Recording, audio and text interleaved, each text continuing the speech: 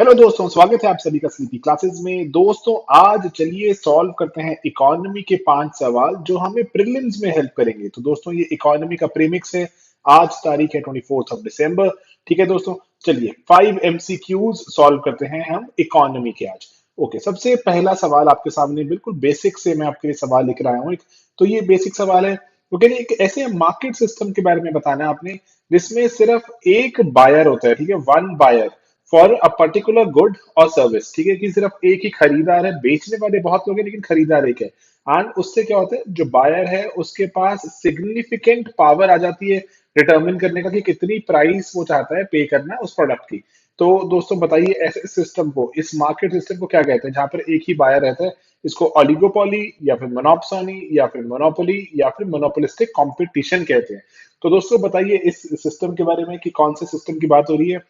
And दोस्तों बिल्कुल सही, अगर एक बायर है तो दैट्स अ मोनोप्सोनिक सिस्टम। ठीक है दोस्तों, तो वो मोनोप्सोनी की बात हो रही है। That's answer B. लेकिन अगर आपने ये वर्ड मोनोपोली सुना होगा, मोनोपोली में जनरली क्या होता है, वन बायर नहीं होता दोस्तों। वहां पर क्या होता है, वहां पर वन सप्लायर होता है। ठीक है, एक ऐसा इंसान या फिर एक ऐसी पार्टी, एक ऐसी कंपनी जो सप्लाई करती है। ठीक है, वन सप्लायर की बात होती है तो मोनोपोली। फॉर एग्जाम्पल, जैसे कि हम बात करते हैं कि अगर हम सर्च इंजन की बात करें तो गूगल है ना, गूगल की ऑलमोस्ट हम कह सकते हैं कि मोनोपोली है सर्च इंजन में। ठीक है, तो मोनोपोली होना कोई बुरी बात नहीं होती, लेकिन मोनोपोली को एक्सप्लॉइट करना वो बुरी बात है, वो इलीगल भी है दुनिया में, इवन हमारे कंट्री में भी। तो मोनोप्सोनी की एग्जांपल क्या है हमारे कंट्री में? दोस्तों, जैसे आप देख रहे होंगे अभी कि फार्म बिल्स की बात चल रही है। तो फार्म बिल्स के चलते वहां पर जो किसान कह रहे हैं कि एमएसपी नहीं जानी चाहिए, क्योंकि एमएसपी के जरिए क्या होता है कि जो हमारी सरकार होती है, हमारा FCI, food corporation of India है, वो किसानों से जो फसल खरीदती है। एंड जैसे Punjab, Haryana and western UP में देखें, अगर ईस्टर्न राजस्थान में एफसीआई एक मेजर प्लेयर है, एक सिंगल बायर है। एंड इसीलिए उसको हम कह सकते हैं कि इस रीजन में जो हमारी वीट एंड राइस जो एमएसपी पे जो प्रोक्योरमेंट हो रही है, उसमें एफसीआई की मोनोप्सोनी है। ठीक है, तो मोनोप्सोनी यहाँ पे आप समझ सकते हैं कि एक मेजर बायर है। बाकी छोटे छोटे छोटे प्लेयर होते हैं, लेकिन एक 95% 94% अगर बाइंग एक इंसान, एक पार्टी कर रही है, तो वो मोनोप्सोनी कहलाती है। ऑलराइट, तो ये उसी के पैरेलल नीचे जुड़ा हुआ है एक ऐसी, जो पूरा आपको समझाते हुए एक राइटअप भी है, और ये पीडीएफ आपको अवेलेबल हो जाते हैं हमारी वेबसाइट पर। ठीक है दोस्तों, तो चलिए अब चलते हैं अपने अगले सवाल पर। दोस्तों, ये सवाल कह रहा है कि आपने बताना है जो एक्सचेंज ट्रेडेड फंड्स हैं उसके कॉन्टेक्स्ट में कौन सी स्टेटमेंट करेक्ट है। पहला, वो बोलते हैं जो ईटीएफ है एक बास्केट ऑफ सिक्योरिटीज है जो एक्सचेंज पर ट्रेड करते हैं जस्ट लाइक अ स्टॉक। तो क्या ये स्टेटमेंट सही है, गलत? एंड देन जो ईटीएफ की जो शेयर प्राइसेस हैं ये फ्लक्चुएट नहीं करती। ठीक है, जैसे पूरा दिन, जैसे कि all day, just like mutual fund, जैसे म्यूचुअल फंड्स की भी नहीं करती। And that trade once a day after the market closes. तो आप बताइए कि ईटीएफ के बारे में यहाँ पे कौन सी स्टेटमेंट करेक्ट है। तो मैं आपको डायरेक्टली आंसर की तरफ ले चलता हूँ, क्योंकि सिर्फ फर्स्ट स्टेटमेंट करेक्ट है, जो सेकंड स्टेटमेंट है कि जो जो प्राइसेस फ्लक्चुएट नहीं करते, दैट इज रॉन्ग। तो ईटीएफ एक्सचेंज ट्रेडेड फंड बहुत एक इंपॉर्टेंट चीज क्यों रहती है? क्योंकि एक ऐसी, एक देखो, ईटीएफ एक, मान लीजिए कि मैं अगर एमएससी ईटीएफ की बात कर रहा हूँ, ठीक है, जैसे एक ईटीएफ बना दिया जिसका नाम एबीसी XYZ कुछ भी हो सकता है। उसके अंदर कुछ अंदर पर्टिकुलर स्टॉक्स होंगे। ठीक है, उसके अंदर कलेक्शन ऑफ जो सिक्योरिटीज, मतलब उसके अंदर कुछ शेयर्स का एक गुच्छा होगा, वो एक बंडल होगा। ठीक है, एंड देन उसको ही हम उसको एक चीज मान के, फॉर एग्जाम्पल मैंने मैंने 10 स्टॉक उठाए, एंड मैंने उसका एक, जैसे फॉर एग्जाम्पल 10 स्टॉक उठाने में लेट्स से मेरे लग गए 2 लाख रुपए लग गए। ठीक है, 2 लाख रुपए लग गए, एंड लेकिन मैंने आप जैसे बहुत लोगों को बोला कि आइए इसमें हिस्सा लीजिए, कि आप थोड़ा सा, आप बोल रहे हैं अच्छा मुझे 10%, आप कह रहे हैं कि आप मुझे चाहिए ऐसा 10%, कोई और मांग रहा है कोई और। तो इस तरह से मैंने 2 लाख को मैंने बहुत टुकड़ों में तोड़ दिया, बहुत सारे लोगों लोगों को मैंने इसकी हिस्सेदारी दे दी। एंड इन टर्न वो जो लोग हैं जिन्होंने इसमें हिस्सा लिया, वो इन 10 स्टॉक्स के एक तरह से बोले तो पार्शियल ओनर्स बन जाते हैं। तो इसीलिए इसी तरह से ईटीएफ काम करते हैं। एंड मार्केट में जैसे जैसे स्टॉक, जो उसके अंडरलाइन स्टॉक्स हैं, वो उनकी वैल्यू बदलती है, तो ईटीएफ की वैल्यू बदलती है। तो अकॉर्डिंगली आपको पूरे, जैसे फॉर एग्जांपल आप ये 10 स्टॉक खुद से खरीदने जाते हैं, आप नहीं खरीद पाते, आपके पास इतनी धनराशि नहीं थी। तो लेकिन अब आप ईटीएफ की मदद से आप ये खरीद पाते हैं। जो इसमें फ्लक्चुएशन होगा स्टॉक्स में, वो आप जैसे जैसे आप देखेंगे, वैसे जो स्टॉक्स की फ्लक्चुएशन के कारण आपका ईटीएफ भी फ्लक्चुएट होता है अकॉर्डिंगली। तो इसीलिए जैसे अभी भारत बॉन्ड की ईटीएफ की बात हो रही थी, वो डेट, जो डेट वाला ईटीएफ है, एंड उसके बियॉन्ड अगर देखें तो अभी जो ईटीएफ है करंटली, वो AAA रेटेड बॉन्ड्स या फिर पब्लिक सेक्टर कंपनीज में ही इन्वेस्ट कर सकते हैं। कुछ कुछ ऐसे रेगुलेशन रहती है हमेशा, तो उनके बारे में हमें पता होना चाहिए, हमसे एग्जाम में सवाल पूछ सकते हैं। ओके, तो दोस्तों यहाँ पर आपको सवाल है अबाउट डाक पे। ठीक है, तो डाक पे के बारे में बताइए। जो डाक पे है, जैसे पहला तो इंडिया पोस्ट पेमेंट बैंक ने इसको लॉन्च किया। ठीक है, India Post Payments bank.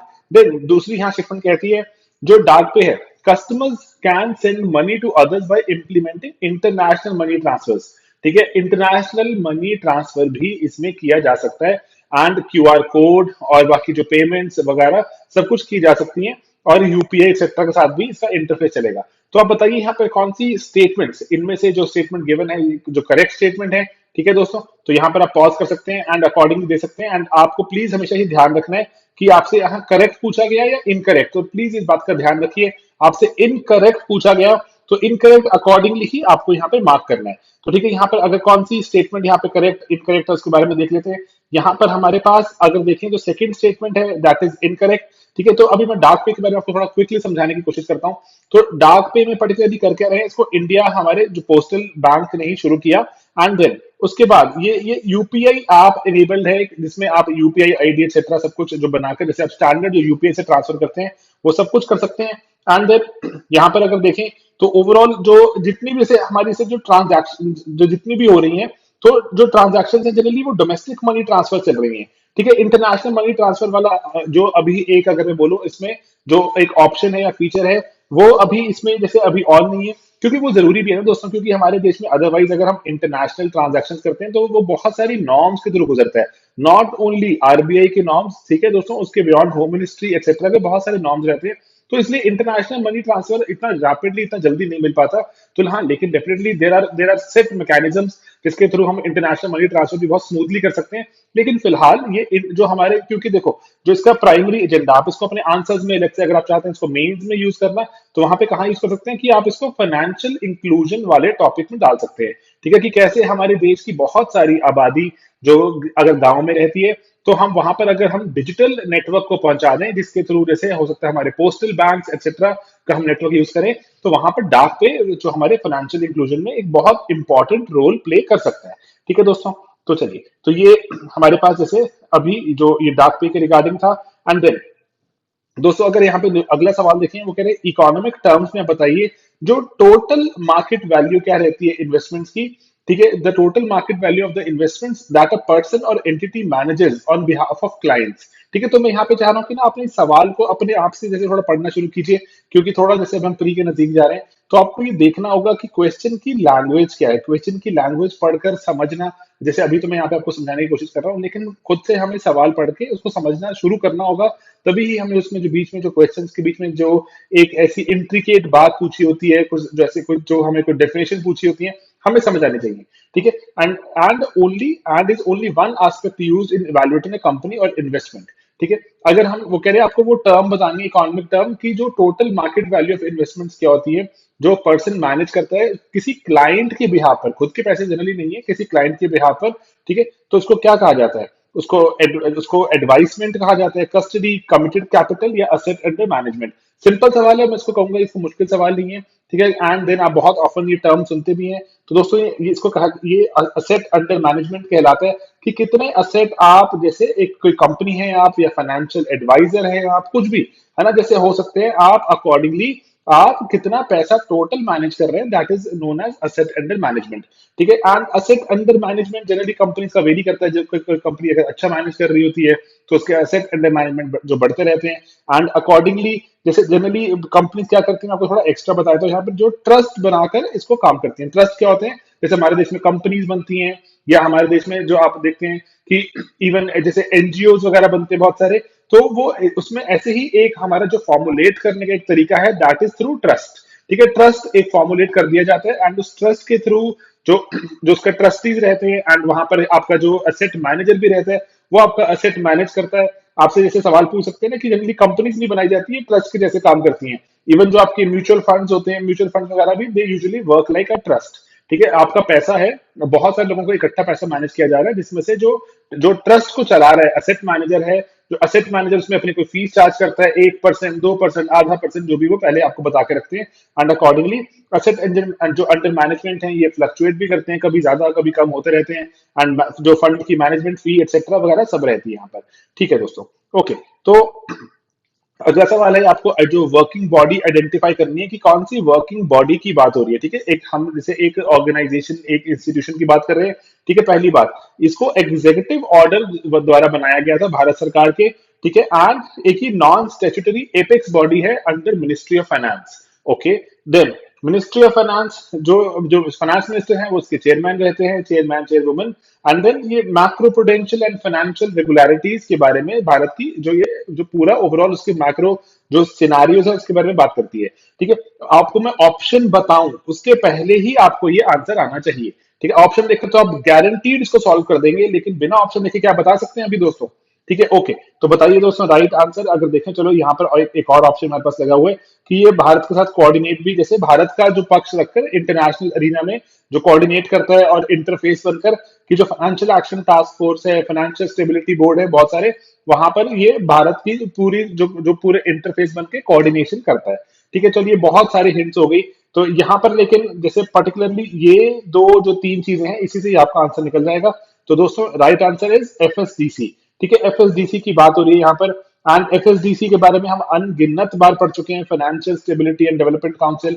Particularly देखें तो यूपीएससी इस पे पूछ चुका है, इसके चेयरमैन चेयरवुमन चेयरपर्सन कौन रहते हैं दोस्तों? इसके चेयरपर्सन फाइनेंस मिनिस्टर, जो यूनियन फाइनेंस मिनिस्टर है वो उसके चेयरपर्सन रहते हैं आपको। एंड इसमें जितने भी हमारे इंपॉर्टेंट फाइनेंशियल सेक्टर रेगुलेटर्स हैं, जैसे आरबीआई के हेड हो गए, जो आईआरडीए, सेबी, पीएफआरडीए, और भी बहुत सारी जितनी जो एजेंसीज बन गई है, इवन आईबीबीआई जो हमारा जो अभी जो इंसॉल्वेंसी बैंक्रप्सी जो हमारे जितने बोर्ड बनाए गए आईबीसी वगैरह, तो उन उनके उनके जैसे, और हमारे जो बैंक बोर्ड ब्यूरो है, तो उसी के जितने भी इवन जो जितने भी हमारे फाइनेंशियल सेक्टर से जुड़े हुए इंपॉर्टेंट जो इंस्टीट्यूशंस हैं, उन सब के हेड यहाँ पर आकर इसके मेंबर हैं। एंड बाकी जो फाइनेंस सेक्रेटरी हो गया, चीफ इकोनॉमिक एडवाइजर एक्सेट्रा। ठीक है, एंड जो secretary of department of financial services, जो कि अगेन मैं आपको बताऊं तो फाइनेंशियल इंक्लूजन हमारे देश में देखता है, उस सब के यहाँ पर जो प्रधान बैठते हैं आकर डिस्कस करते हैं कि क्या हमारे देश के फाइनेंशियल सेक्टर को कैसे और डेवलप किया जाए, कैसे और रॉबस्ट बनाया जाए। ठीक है, तो ये आपने बातें कभी भी नहीं भूलनी, इंपॉर्टेंट चीजें हैं। एंड एफएसडीसी थोड़ा यूपीएससी का खास थोड़ा फेवरेट रहता है, तो इसके बारे में थोड़ा सा ये लिटरेचर आप इसको देख भी सकते हैं। ठीक है, तो ये छोटी छोटी चीजें आपके साथ। और बाकी तो एक बार क्विक रिवीजन करते हैं कि हमने क्या क्या देखा आज। हमने आज एफएसडीसी के बारे में बात करी।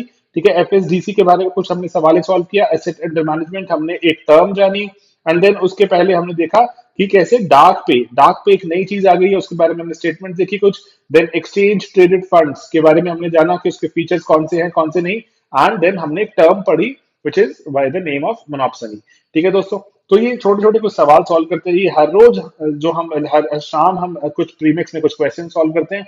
एंड वो एक सब्जेक्ट वाइज रहते हैं, जैसे आज इकोनॉमी का डे था, इकोनॉमी के हमने कुछ करंट अफेयर्स किए पहले प्री क्योर में जो करंट अफेयर्स है दोनों प्री और मेंस दोनों की ही है। एक्सटेंसिव कवरेज रहती है, पूरे हफ्ते भर के करंट अफेयर्स होते हैं। एंड देन हम कुछ सवाल सॉल्व करते हैं जो हमें प्रीलिम्स में मदद करेंगे। ठीक है, तो बस यही छोटा सा अटेम्प्ट है। बाकी हमारी वेबसाइट sleepyclasses.com पर अगर आप जाएंगे, बहुत से हमारे और कोर्सेज रहते हैं, हमारे टेस्ट सीरीज एक्सेट्रा। एंड जो भी और कोई जो कोई नया कोई अगर एग्जाम निकला है तो उसके लिए अगर कोई पैकेज है, कोई कोर्स है, तो सब हमारी वेबसाइट पर अवेलेबल है। जितने हमारे प्री क्योर प्रीमिक्स होते हैं इन सब की पीडीएफ्स, ये सब कुछ हमारी वेबसाइट पर अवेलेबल दोस्तों। ठीक है, तो आप वहां जाकर अवेल कर सकते हैं और बेटर जो जानकारी भी पा सकते हैं, जो कॉन्टैक्ट नंबर एक्सेट्रा सब कुछ दिया हुआ है। ठीक है, चलिए मिलेंगे दोस्तों अपने अगले वीडियो में बहुत ही जल्द। बाय बाय दोस्तों, टेक केयर।